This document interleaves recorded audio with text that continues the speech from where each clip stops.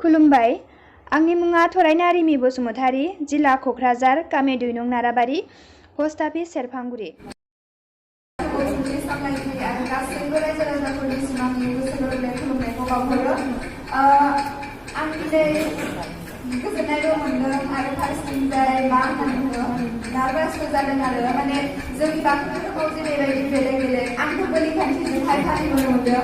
दासिमबो जोंना बोलि खान्थियैनो दङ, दासिमबो दङ।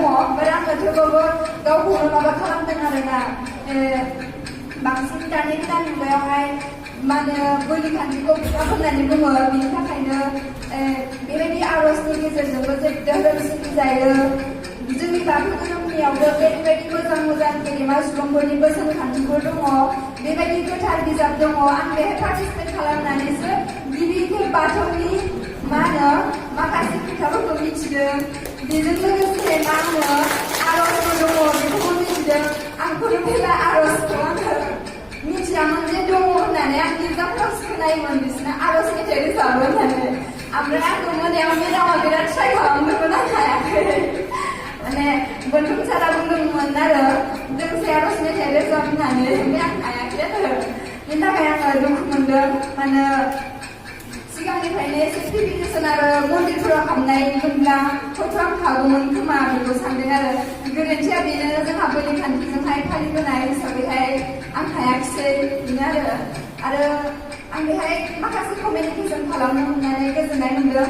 मानो बेजों लोगोसे जोंनि बाथौ धोरोमखौ बेबायदि अनलाइन एबा इन्टारनेटनि गेजेरजों फोसावदिंनो हादों, बेनो जोंनि देरसिन मा होनो गोग्गाथाव बाथ्रा आरो। जुदि बे अनलाइननि गेजेरजों बेबायदि दिन्थिफुङामोनबा हयथ' बे क'क्राझार बायदियावहाय आं सासे बोलि खान्थिजोंहाय सिबिबाय थानाय आइजोआ बेबायदि दङ होननानै रावबो मिथिनाय नङामोन। बिनि थाखाय आं गोजोननाय मोनदों आरो साबायखर बावनो लुबैदों।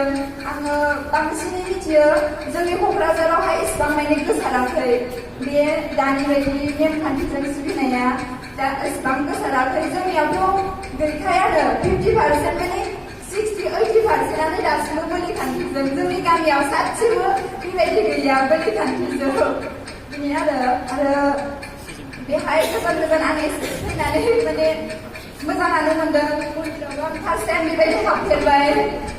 नाजागोन आंबो इयुनावहाय जोंनियावहाय माने सोदांनायखौनो बयबो लुबैयोना, सोदांनो नाजागोन।